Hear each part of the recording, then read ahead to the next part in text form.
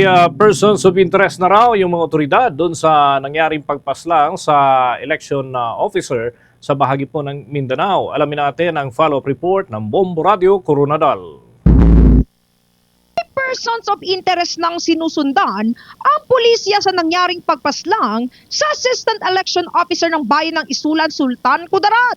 Ito ang inihayag ni Police Lieutenant Gladys Novino, ang Admin Officer ng President Quirino PNP, sa panayam ng Bombo Radio Coronadal. Kinilalang biktima na si John Nico Alan Junaldo Pandoy, may asawa, Assistant Comelec Officer ng Isulan, Sultan Kudarat, at residente ng Purok Sampaguita, Barangay Poblasyon, President Quirino, Sultan Kudarat. Nangyari ang pamamaril alas 4 pasado ng hapon sa bahagi ng National Highway, Purok Sampaguita, Poblasyon, President Quirino, Sultan Kudarat. Ayon kay Novino, lumabas sa kanilang investigasyon na pauwi na sana sa kanyang bahay si Pandoy sakay ng kanyang Yamaha Mio Gear, kulay itim ng sundan ito ng dalawang lalaki na sakay din ng motorsiklo. Pagdating sa lugar, dito na pinagbabaril ang biktima gamit ang hindi pa na-identify na baril. Mabilis na tumakas ang mga gunmen sakay ng kanilang getaway vehicle patungo sa direksyon ng Buluan, Maguindanao del Sur. Agad din na isinugod sa malapit na paggamutan ng biktima, ngunit idineklarang patay na ng attending physician. Sa ngayon, patuloy ang pangangalap ng ebidensya ng mga otoridad upang matukoy na ang identity ng mga salari na pumatay kay Pandoy. Inaalam naman kung may kaugnayan sa trabaho nito o personal grudge ang motibo sa pagpaslang sa biktima.